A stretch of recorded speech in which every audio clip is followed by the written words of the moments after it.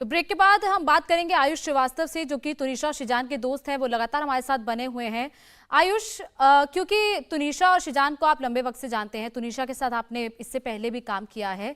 जब आप लोग कभी सेट से बाहर मिले हैं क्या, कभी पार्टीज में, या फिर आप लोगों की कभी कोई गेट टुगेदर हुई है जिसमें आपने देखा हो कि तुनिशा और शिजान के बीच में किसी तरीके का कोई टेंशन चल रहा है, या फिर खास तौर पर वो 15 दिनों में दोनों का जब ब्रेकअप हुआ था, उन दिनों में तुनिशा का मूड कैसा रह रहा था?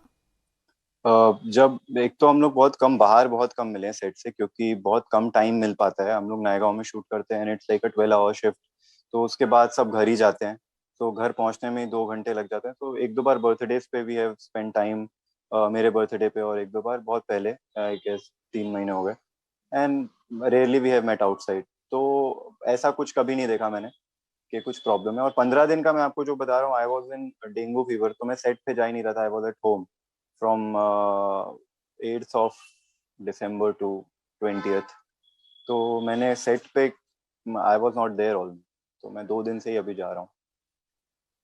चलिए, आपने हमसे बात की, हम आपकी स्थिति समझ सकते हैं। आपकी दोस्त है, अब वो इस दुनिया में नहीं है। ऑर्गेनिक फार्मिंग करेंगे तो सिर्फ आपकी ही सेहत ही नहीं, बल्कि आपके पैसों की सेहत भी अच्छी रहेगी।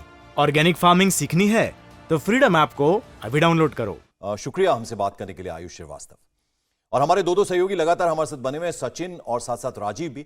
राजीव, अब जैसा कि हम आयुष जो दोस्त हैं उनसे बात कर रहे थे, वो कहीं ना कहीं एक तरह से क्लीन चिट दे रहे थे शिजान को भी। उन्होंने कहा कि दोनों को जानते हैं, दोनों बहुत अच्छे थे। तो क्या आपको लगता है कि इमोशनली बहुत वीक रही होंगी इस रिलेशनशिप को लेकर, तब इतना बड़ा कदम उठा लिया, या कोई और वजह भी हो सकती है? अब जाहिर बात है पुलिस तो तफ्तीश करेगी ही।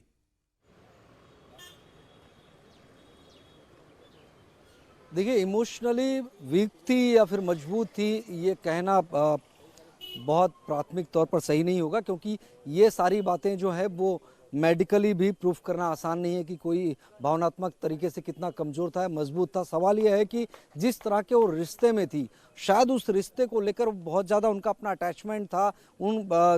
सुजान को ही लेकर उन्होंने अपना भविष्य में एक लाइफ पार्टनर के रूप में उन्हें देख रही थी। लेकिन जब ब्रेकअप हुआ तो उन्हें एक शॉक सा लगा, सदमा सा लगा, उस चीज़ को बर्दाश्त नहीं कर पा रही थी। और इसी वजह से परिवार को भी इस बात की भनक लग गई थी, क्योंकि अगर परिवार को जानकारी थी तभी ठीक उसी दिन जिस दिन ये घटना हुई, यानी कि शनिवार को ही, उसी शाम को आकर 7 बजे के आसपास जो है तुनिशा की मां पुलिस थाने आती है और उन्होंने बाकायदा ऑर्गेनिक फार्मिंग करेंगे तो सिर्फ आपकी ही सेहत ही नहीं, बल्कि आपके पैसों की सेहत भी अच्छी रहेगी। ऑर्गेनिक फार्मिंग सीखनी है तो फ्रीडम ऐप को अभी डाउनलोड करो। FIR दी। इस पूरे मामले में सबसे महत्वपूर्ण बात यह है कि किसी भी सुसाइड के केस में पहले पुलिस ADR दर्ज करती है, यानी कि एक्सीडेंटल डेथ रिपोर्ट। उसके बाद में अगर जांच पड़ताल में कोई बात सामने आती है तब FIR में कन्वर्ट होता है। लेकिन यहाँ पर घटना के कुछ घंटों के बाद ही तुनिशा की मां वनिता शर्मा यहाँ पर पहुंची और उन्होंने बाकायदा FIR कराया, कोई ADR नहीं रजिस्टर्ड कराया। यानी कि परिवार को भी इस बात की जानकारी थी कि उनकी बेटी जो है कहीं ना कहीं बहुत ज़्यादा सदमे में है।